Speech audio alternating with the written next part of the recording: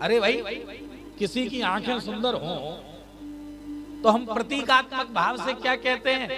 अरे इसकी आंखें तो हिरण कैसी हैं। या कोई मस्त चाल से चलता हो तो हम लोग उसे उपमा देते हैं, अरे वाह इसकी चाल तो हाथी के जैसी है। इसका मतलब ये थोड़ी कि वो हाथी हो गया या हाथी से उत्पन्न हो गया।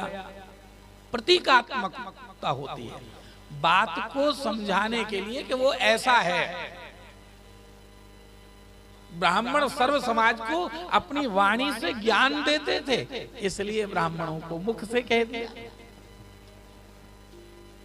बाकी प्रकट तो सब अपनी मां के गर्भ से ही होते हैं, चाहे ब्राह्मण हो, वैश्य हो, क्षत्रिय हो या। और प्रतीकात्मकता में हमारे वेद का मंत्र प्रमाण बना, ब्राह्मणोस्य मुखमासीद बाहुराजन्याः कृताः ऊरू तदस्य जदवैश्याः। वैश्य का कर्तव्य है कि धन को कमाकर बकाया 3 वर्णों का पालन करे। पहले ऐसी व्यवस्था थी, वर्ण व्यवस्था।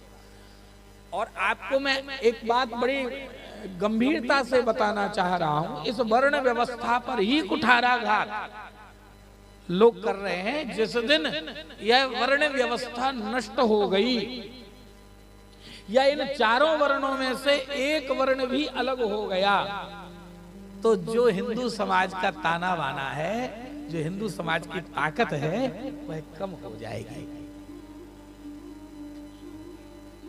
वैश्य का कर्तव्य था कि वो है अपने द्वारा धन कमा करके पढ़ने वाले विद्यार्थियों को पढ़ने के लिए धन देता था। अब देखो कितनी सुंदर व्यवस्था थी।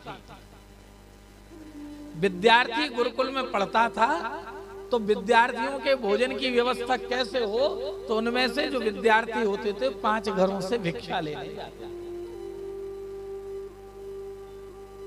तो जो विद्यार्थी होता था उस भिक्षा को लेकर के समाज के प्रति, अर्थ देने वाले समाज के प्रति उसकी सेवा का भाव जगता था कि इस समाज ने हमें धन दिया, भोजन दिया, तब हमने विद्या अध्ययन कर पाए। तो वह समाज की सेवा में लगता था।